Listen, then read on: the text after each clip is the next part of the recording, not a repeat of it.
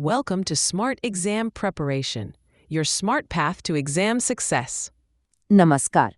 कभी सोचा है एक नन्ही सी प्रकाश के किरण का सफर कितना लंबा, कितना असाधारण हो सकता है? आज हम उसी के सफर पर निकलेंगे।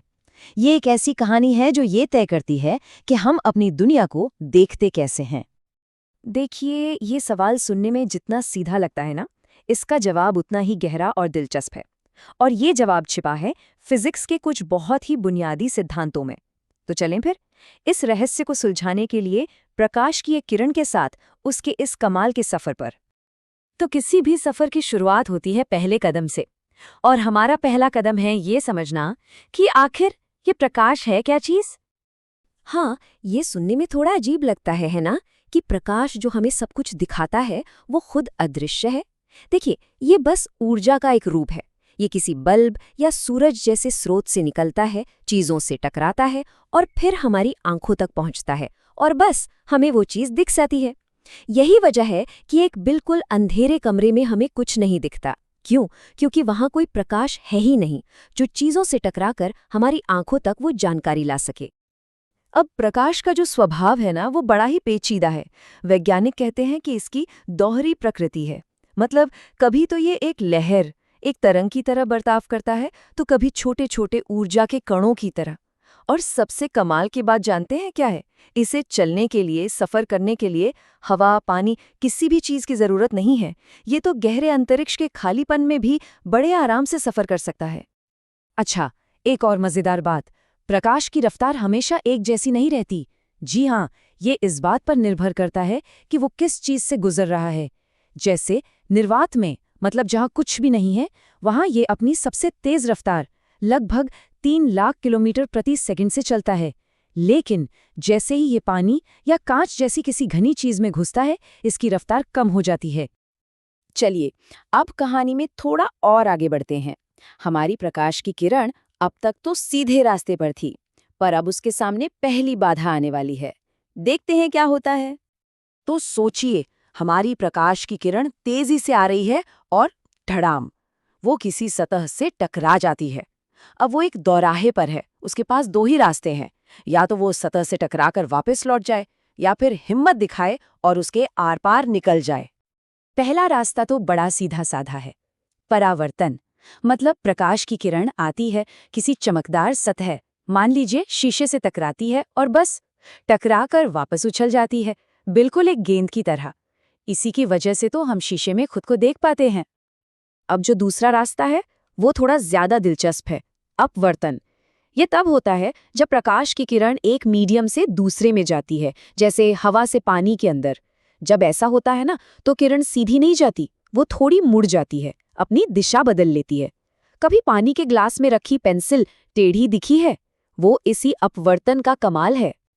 तो कुल मिलाकर बात इतनी सी है, परावर्तन में किरण सतह से उछल जाती है और अपवर्तन में सतह के आर पार जाकर मुड़ जाती है।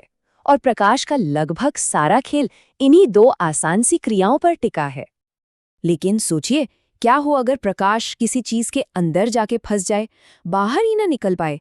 जब ऐसा होता है तो एक बहुत ही आकर्षक घटना होती है। इस खेल को समझने के लिए हमें एक क्रांतिक कोण को समझना होगा। इसे आप एक तरह का जादुई एंगल समझ लीजिए। अगर प्रकाश की किरण इस एंगल से कम पर टकराती है तो वो आर पार निकल जाती है। लेकिन अगर वो ठीक इस एंगल पर या उससे ज्यादा पर टकराई तो खेल बदल जाता है, वो बाहर नहीं निकल पाती, वो फंस जाती है। अब ये जो पूर्ण आंतरिक परावर्तन है, इसके लिए दो शर्तें पूरी होनी जरूरी हैं। पहली शर्त, प्रकाश को किसी घनी चीज से हल्की चीज में जाने की कोशिश करनी होगी, जैसे पानी से हवा में। और दूसरी शर्त, उसे उस सतह पर क्रांतिक कोण से ज्यादा बड़े एंगल पर टकराना होगा। जब ये दोनों शर्तें एक साथ पूरी होती हैं तो प्रकाश के लिए बाहर निकलने के सारे दरवाजे बंद हो जाते हैं।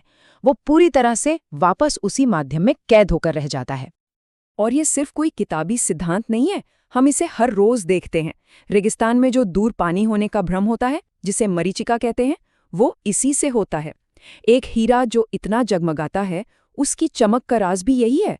और तो और जो तेज रफ्तार इंटरनेट हम ऑप्टिकल फाइबर के जरिए इस्तेमाल करते हैं, वो भी इसी सिद्धांत पर काम करता है। कमाल है ना? ठीक है, तो अब सफर के अगले पड़ाव पर चलते हैं। यहाँ हमारी प्रकाश की किरण अपने कुछ गहरे छिपे हुए रहस्य हमारे सामने खोलने वाली है। मैं आपको एक राज की बात बताऊं? हमें जो सूरज का प्रकाश सफेद दिखता है, वो असल में सफेद है ही नहीं। ये तो एक धोखा है, एक भ्रम है।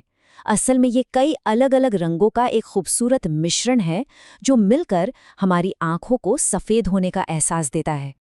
प्रकाश अपने असली रंग कैसे दिखाता है? इसका एक तरीका है वर्ण विक्षेपण। जब सफेद प्रकाश किसी प्रिज्म से गुजरता है तो वो अपने 7 असली रंगों में बट जाता है। आपने देखा होगा, बैंगनी, नीला, हरा, पीला और बारिश के बाद हवा में जो पानी की नन्ही नन्ही बूंदें होती हैं वो भी एक प्रिज्म की तरह ही काम करती हैं और नतीजा हमें आसमान में खूबसूरत इंद्रधनुष दिखाई देता है। अब एक और चीज होती है प्रकीर्णन। ये विक्षेपण से बिल्कुल अलग है। इसमें प्रकाश रंगों में टूटता नहीं, बल्कि जब वो हवा में मौजूद धूल और गैस के छोटे छोटे कणों से टकराता है तो वो हर दिशा में बिखर जाता है, फैल जाता है। और इन सब रंगों में से नीला रंग सबसे ज्यादा बिखरता है। आप समझे, आसमान और समुद्र हमें नीले क्यों दिखाई देते हैं? इसी वजह से। तो अब हम इस लंबे सफर के बिल्कुल आखिरी पड़ाव पर आ पहुंचे हैं। वो पल जब ये पूरी यात्रा देखने को, दृष्टि को हकीकत बनाती है। सोचिए, अंतरिक्ष में इतना लंबा सफर तय करने के बाद, अनगिनत चीजों से टकराने, मुड़ने, बिखरने और रंग दिखाने के बाद हमारी प्रकाश की किरण आखिरकार अपनी मंजिल पर पहुंचती है। और वो मंजिल है हमारी आंख का पर्दा, जिसे रेटिना कहते हैं।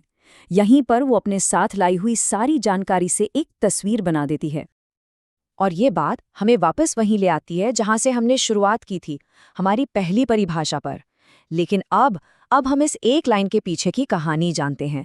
हम जानते हैं कि देखने की इस साधारण सी क्रिया के पीछे प्रकाश की कितनी अविश्वसनीय, कितनी जटिल और खूबसूरत यात्रा छिपी हुई है।